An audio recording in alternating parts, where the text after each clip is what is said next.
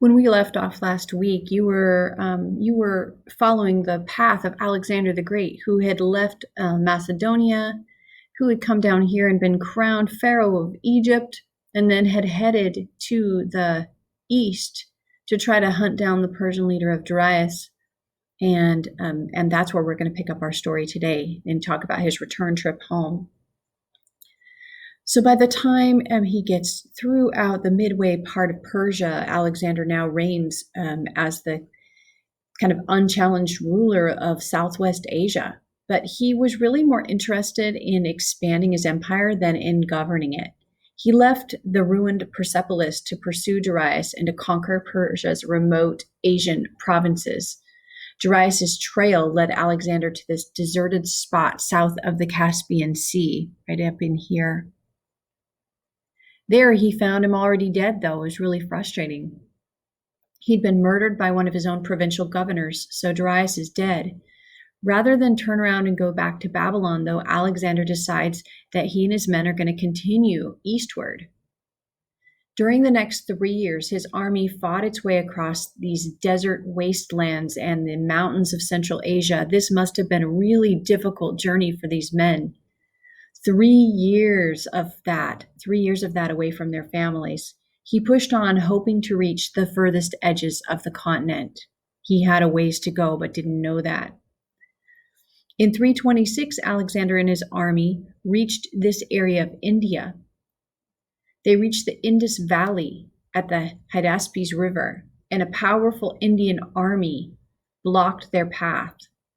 After winning a really fierce battle, Alexander's soldiers marched another 200 miles in, but their morale was really low. They'd been at that point fighting for 11 years. They had marched more than 11,000 miles. They had endured scorching deserts and drenching monsoon rains, and the exhausted soldiers just wanted to go home. Alexander was really disappointed, but he knew that he had pushed his men as far as he could, so he agreed to turn back.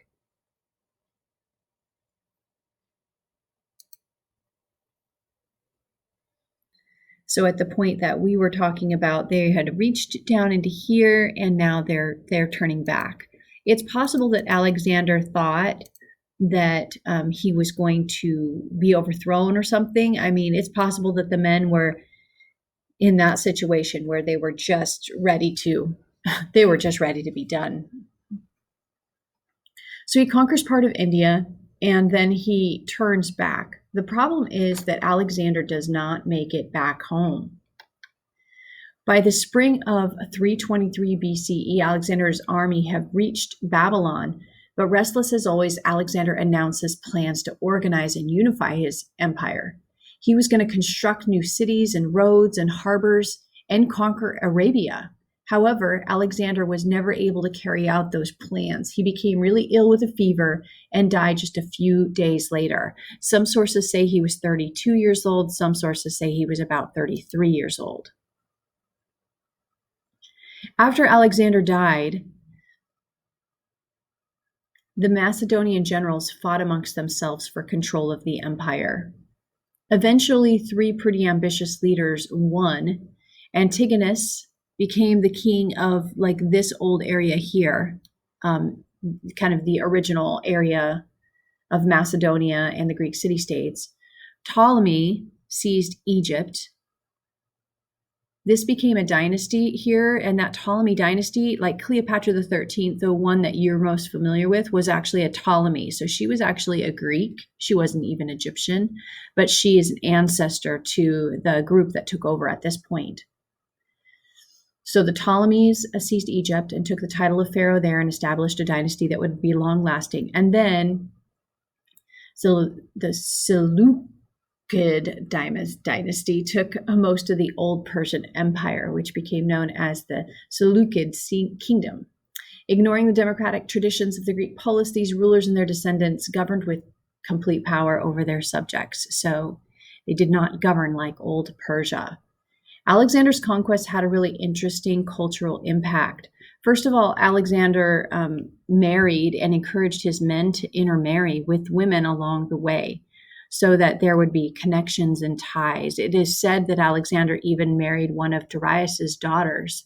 and encouraged about 10,000 of his men to take wives along the way. So he had an interesting cultural impact. Alexander himself adopted Persian dress and customs and married Persian women.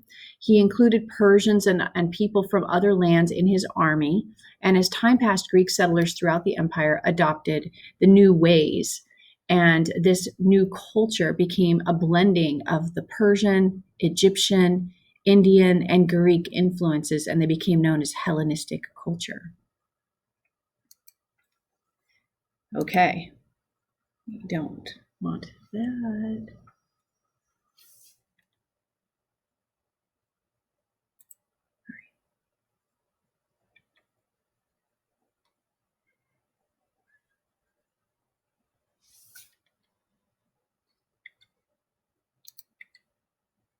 Sorry, we don't want that. I want to show you one last thing, and then a couple people, and we'll be done. Okay, supposedly Alexander the Great and a legend of the Gordian knot are tied together. So this is a Gordian knot, and according to tradition, it is the untieable knot. The person that is able to untie the knot is supposed to be destined for greatness, right? One of those kinds of legends. So this Gordian knot exists, and Alexander comes upon it. People are waiting to see if he'll be able to unravel it. And what he does instead of trying to unravel it is he just unsheathes his sword and hacks it away. Therefore, the Gordian knot is no more. Okay, I'm just going to give you don't have to write these down. I just wanted to give you some examples of how Hellenistic culture and how the Greek culture impacts us. So all the things that you see in front of you are kind of remnants of Hellenistic culture or scientific thinkers, and there's way more than this. I just wanted to make sure that you know about some of them. So for example, Archimedes, who I'll talk about in just a second, but look at, he invents a number of things that become kind of simple machines that our world utilizes left and right today, especially augers, pulley systems.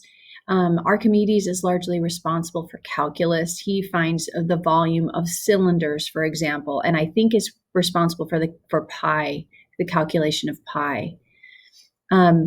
Euclid, who is also Greek, is the founder of geometry. He creates theorems and the formulas that you use in your geometry classes. This Pharos at Alexandria, this is a lighthouse. This lighthouse that is constructed during the time period is replicated throughout the world. And there is a Greek philosopher called Epicurus who says, you know what? Life should be about eating and drinking things that make you feel good. It should be about the senses, things that bring you pleasure. That ought to be the way that you live your life. Just allowing that kind of moderate, the moderate consumption of things that bring you pleasure. And of course, Greek architecture. This is the Capitol building, Washington, D.C. Capitol building, so the White House. The Supreme Court Justice building. I think over here is the Lincoln Memorial. This is Monticello, Thomas Jefferson's original home, and this is our Washington State Capitol. And all of those are buildings that are using Greek architecture, column work, and they're straight out shout outs to ancient Greece. Okay, and just a couple of other people I want to make sure that we've talked about. I know that we've talked about some of them. Euclid brings you geography. Definitely a Greek. The book he originally writes is called Elements. So there's Euclid. Archimedes invents a number of different simple machines, but he is a scientist. He supposedly was in the bathtub when he gets one of his fabulous ideas and he yells, "Eureka!" Jumps out of the bathtub and runs through the streets. So he was eccentric, yes, but levers and pulleys and this supposed magnifying glass that could shoot and melt things from a distance. All sorts of different ideas came from Archimedes. The volume of spheres and spirals and things like that. pretty incredible thinker.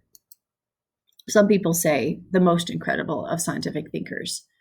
Thucydides, history repeats itself. This whole idea of why would we study history in the first place, and then Epicurus, a philosopher, who says you should seek happiness through your sensations, not overindulge, but eat good food, drink fine wine, and find your happiness that way. Okay, we are at a close.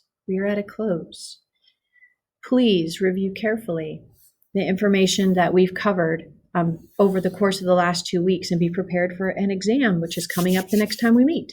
Okay, thank you very much.